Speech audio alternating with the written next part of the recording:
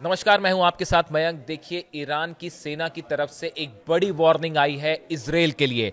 IRGC के commander in chief, देखिए बड़े पद पे हैं ये, इनकी तरफ से, ईरान के बड़े कमांडर की तरफ से ये बड़ी चेतावनी आई है। और ईरान की सेना का कहना है कि अगर इस बार इजराइल ने हमला करने की हिमाकत की, पूरे इजराइल को जहन्नुम बना दिया जाएगा, पूरे इजराइल को दोजख बना दिया जाएगा। देखिए, जो खबर है पहले मैं आपको बताऊं।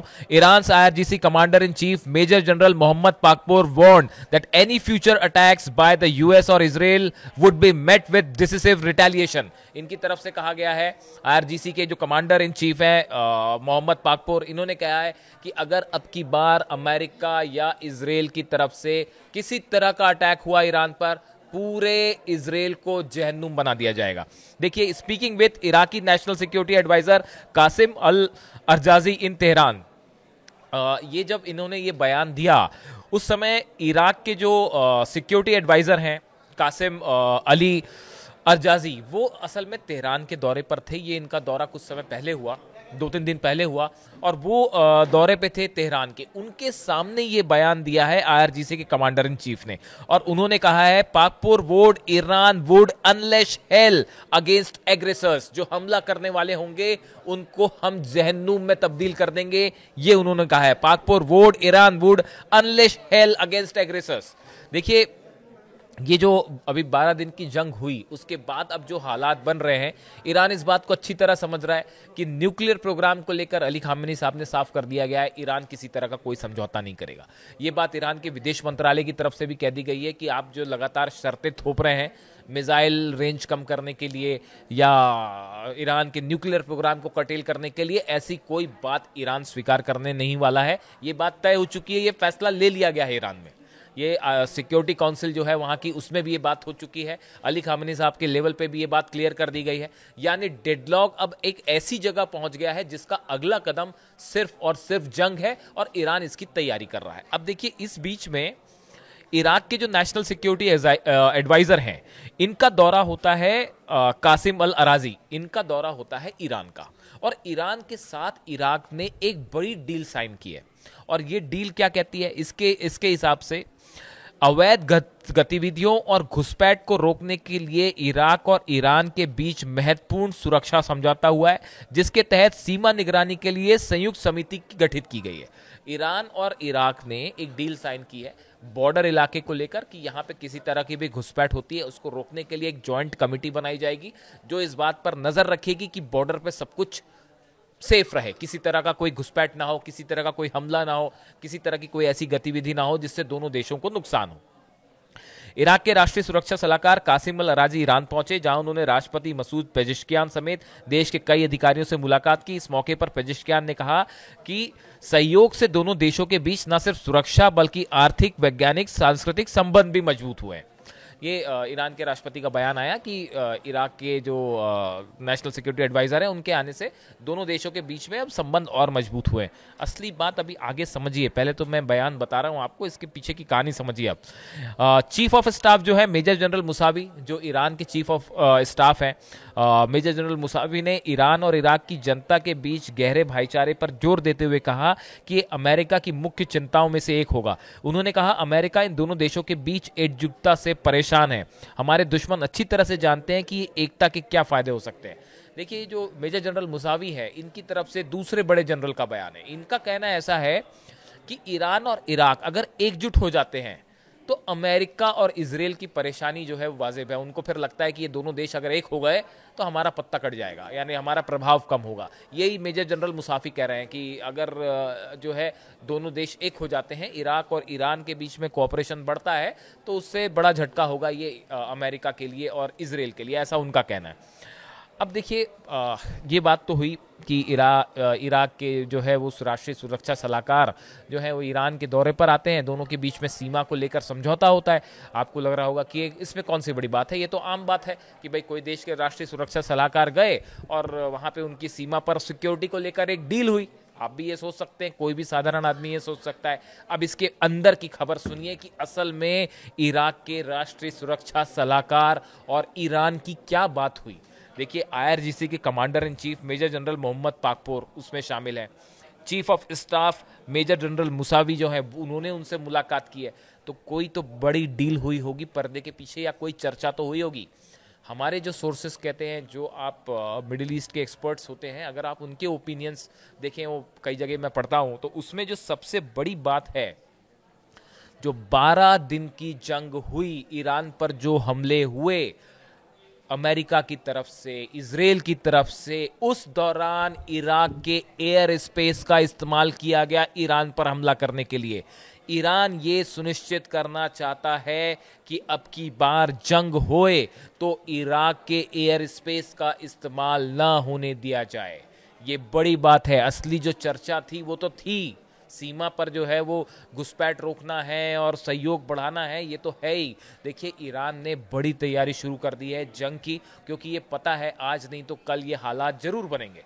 अगर कोई डील नहीं हो पाई, जैसा कि कोशिश है अमेरिका की तरफ से, लेकिन शर्तें भी लगा दी जाती हैं बीच में, इसलिए जो है वो एक डेडलॉक पर मामला खड़ा है। और अली खामेनी साहब पहले ही कह चुके हैं कि इस बातचीत का कोई हल नहीं होगा, इस बातचीत से कोई नतीजा नहीं निकलेगा। हम अपना परमाणु कार्यक्रम किसी शर्त पे नहीं रोकेंगे, हम अपना मिसाइल प्रोग्राम तो रोकने का सवाल ही नहीं है। ऐसे में ये बात बहुत सारे लोगों का कहना है कि जैसे ही गजा को लेकर कुछ सेटलमेंट होगा, उसके बाद अगला कदम ईरान को लेकर होगा। डोनाल्ड ट्रंप के बयान भी ये इंडिकेट कर रहे हैं। जो हाल ही में वो इजराइल गए थे, वहाँ पे अगर आप नेतन्याहू की स्पीच सुने, वहाँ पे आप ट्रंप की स्पीच सुने, तो हर शख्स ये समझ पा रहा है कि अगला ईरान में कुछ बड़ा होने वाला है। या तो किसी चीज़ तरह की डील होगी, अब्राहम अकॉर्ड में ईरान को लाने की कोशिश कर रहे हैं ट्रंप, लेकिन ये कितना हो पाएगा बड़ा मुश्किल है। ये तो अमेरिका की शर्तों पर ईरान यही कह रहा है कि आपकी शर्तों पर तो हम बात नहीं कर सकते। तो अब ऐसे हालात में हर कोई समझ रहा है कि एक बड़ी जंग की तरफ मामला फिर बढ़ रहा है। भले एक एक स्टेप बढ़ रहा है, लेकिन बढ़ रहा है। अब ये जो इराक के साथ चर्चा थी, उस चर्चा का असली मुद्दा यही था कि जो 12 दिन की जंग थी, उसमें इराक के एयर स्पेस का इस्तेमाल किया गया ईरान पर हमला करने के लिए।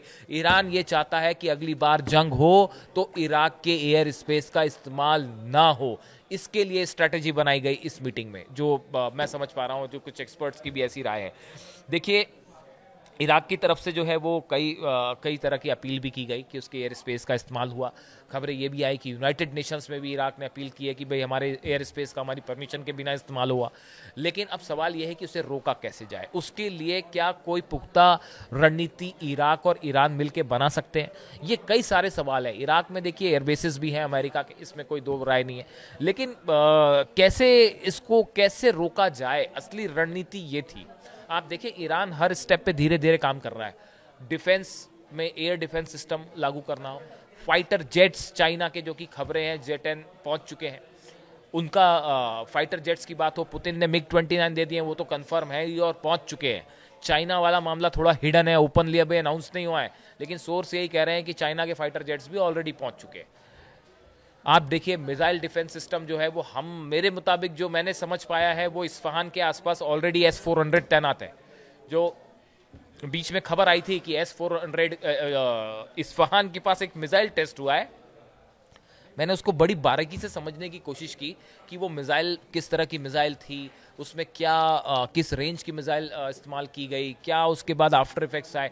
जो कई सारे कंट्रीज इसको मॉनिटर करती हैं, एजेंसीज, उन्होंने क्या इसको रेट किया। और कई लोगों का इस तरह से राय थी, डिफेंस एक्सपर्ट्स की, कि ये वो मिसाइल थी जो कि S-400 में इस्तेमाल हुई।